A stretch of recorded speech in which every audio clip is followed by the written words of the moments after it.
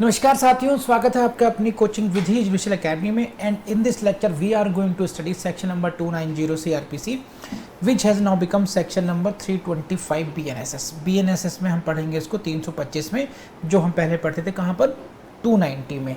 Execution of foreign commissions, कहीं कोई change नहीं हुई है, केवल लैंग्वेज में आप देखेंगे 286, 287, 288 को कि न्यू सेक्शंस मिल गए हैं बीएनएसएस में। तो जो सेक्शंस का रिप्लेसमेंट है वही आपने करना है, बाकी सब कुछ सेम रहेगा अंडरस्टैंडिंग के लेवल पर। ठीक है जी। So start the class and it is very important, heading is very important. Section 290 execution of foreign commissions. तो which section deals with the execution of foreign commissions. यहाँ से क्वेश्चन बनता है केवल हेडिंग से। 284 से 290 की हेडिंग भी कर लोगे तब भी पर्याप्त हो सकता है। The provisions of section 286 is regarding the execution of commission, and so much of section 287 is regarding parties, interrogatories, you know it, blah blah, and 288 it is dealing with what? Return. तो section, the provisions of three sections 286, 287, 288, these three sections shall apply। लिख दिया मैंने, अब समझिए इनके provisions के बारे में क्या है। These provisions shall apply, कहाँ apply? In respect of commissions, which commissions? Which are mentioned here in below, which are issued by any court mentioned below। निम्नलिखित जो कोर्ट्स हैं अगर वो भी कमीशन इशू करते हैं तो वहाँ पर भी ये नियम लागू होंगे। कौन से नियम हैं वहाँ पर, ये समझ लीजिए बस। कौन सी कोर्ट है? द कोर्ट, जजेस और magistrates referred in subsection 1 are. ये लिस्ट है, इसको समझना है बस। ये हैं फॉरेन कोर्ट्स एक तरीके से बस। तो एनी सच कोर्ट, जज और मजिस्ट्रेट, कोर्ट भी याद रख लेंगे तभी काम चल जाएगा। Exercising jurisdiction within an area in India to which this court does not extend. इन दोनों शब्दों को ढंग से समझिए, क्या है, यहीं से है। इसी कोर्ट का कहते हैं हम लोग foreign court. This is in India but CrPC does not extend to it. तो सीआरपीसी के पर्पज से हम कहेंगे this is a foreign court, though this is part of India, court situate within India, but because CrPC does not extend to that we say that in general term foreign court। so any such court which is in India but to which CRPC does not extend, तो उसको कौन specify करेगा? Prelims से question यहीं से आएगा। As the central government. कैसे पढ़ेंगे इसको आप? Any such court as the central government में स्पेसिफाई। तो सिचुएशन ये होनी चाहिए कोर्ट की, this is the situation that this court is exercising jurisdiction in India but CrPC does not extend and central government says yes you are the court for the purpose of section 290। बस तो court को identify करना था। तो एक तो court he with in India, दूसरी court क्या है? Outside India. Outside India court हो गई और उसके बारे में सेंट्रल गवर्नमेंट नोटिफाई करे। इस बैकग्राउंड के साथ आप लोग सेक्शन 290 को फिर पढ़िए। उन कोर्ट्स के बारे में इन्होंने कहा है section 286, 287, 288 the execution, interrogatories and return जो प्रोविजंस हैं वो फॉरेन कोर्ट्स पर भी अप्लाई होंगे। समझे? As they relate to 284।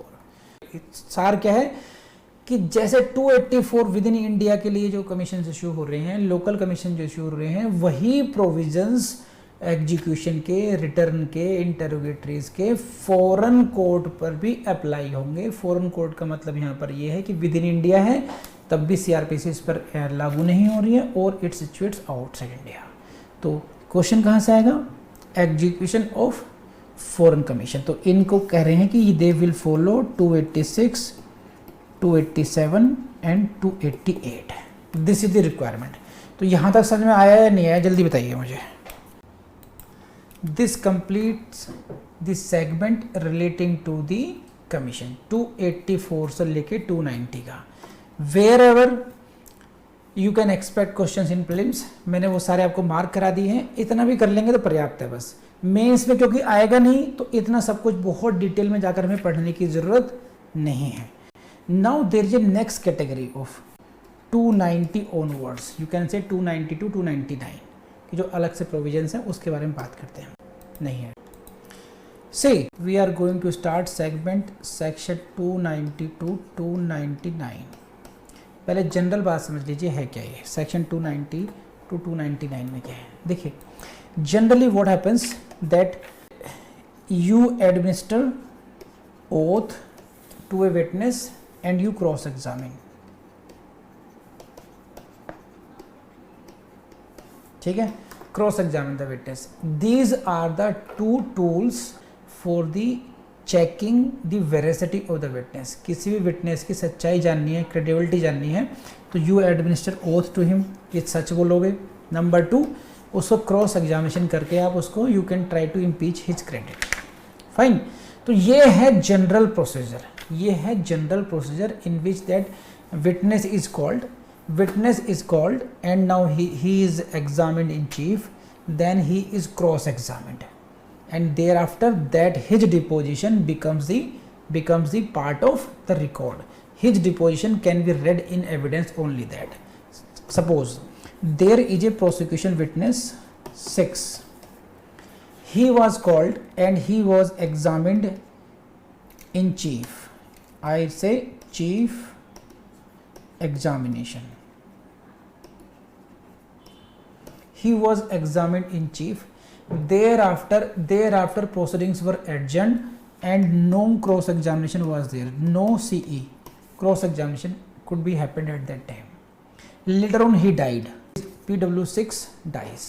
Then because it is the case of only chief examination chief, there and no cross examination, so his deposition remains incomplete and his evidence, his deposition cannot be read in evidence. उसके बयान को सबूत के रूप में नहीं पढ़ा जा सकता। That will not be any evidence for the court. So this is the importance of the cross examination and the oath. समझ में आता रही आपको? अब but in certain circumstances this general rule is dispensed with इस जो सामान्य नियम है इससे आप थोड़ा सी छूट मिलती है आपको। It means in certain cases witness is not called, there may be reasons of the inconvenience, there may be the reasons of security reasons, there may be reasons for that the document जो है वो अपने आप में एक sacrosanct हो, उसको produce नहीं करना चाहिए। तो there may be so many reasons. तो what are those circumstances when the witness is not required, may the presence or you can say examination of the witness in court, examination of the witness may be dispensed with. उन cases, वो कौन कौन से cases हैं वहाँ से question आपसे पूछा जाता है। तो डिटेल में पढ़ने वाले हैं 298 एंड 299, वहाँ से तो क्वेश्चन अच्छे खासे डिटेल में पूछ लेते हैं, लेकिन बाकी सेक्शंस को हम लोग उनकी हेडिंग से और उनके अंदर उसके जो डायरेक्ट लैंग्वेज है उसमें जो मेन शब्द है उनसे भी काम चलाना ही चाहिए। आइडियल तरीका वही है पढ़ने का। फिर भी मैं जहाँ जहाँ ज़रूरत है समझा देता हूँ आप लोगों को। तो मेरे ख्याल से आपको समझ में आया होगा कि सेक्शन 290 से 291 ऑनवर्ड्स में किस तरीके से पढ़ना चाहिए। डिटेल में पढ़ने के लिए बार बार कह रहा हूँ, हमारे पास बहुत सारे सेक्शंस हैं, लाइक इन्वेस्टिगेशन है, कॉग्निजेंस है, ट्रायल है, चार्ज है और बहुत सारे प्रोविजंस हैं। यहाँ पर हमें एक माइलेज मिलता है कि हम लोग टच करके भाग सकते हैं। तो you touch it and then run away. I hope कि लेक्चर पसंद आया होगा आपको। अगर इफ़ इट इज़ सो, आपको यूज़फुल लगा हो लेक्चर, तो प्लीज़ हमारे वीडियोस को लाइक ज़रूर कीजिएगा, क्योंकि लाइक करने से ही हम लोगों का मोटिवेशन मिलता है और आपके कमेंट्स से आपका हमें प्यार मिलता है, जो कि हमारे लिए बहुत ज़रूरी, वही तो संजीवनी है हमारे लिए, है ना।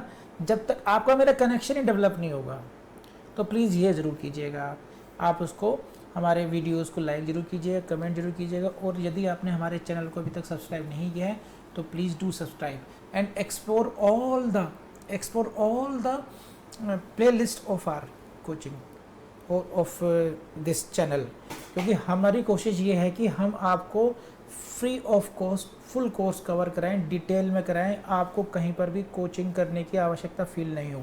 You should not feel the need of doing coaching from any institute, you will get everything whatever is required for the judiciary coaching here itself, you just need to explore the playlist, different playlist whatever of this channel.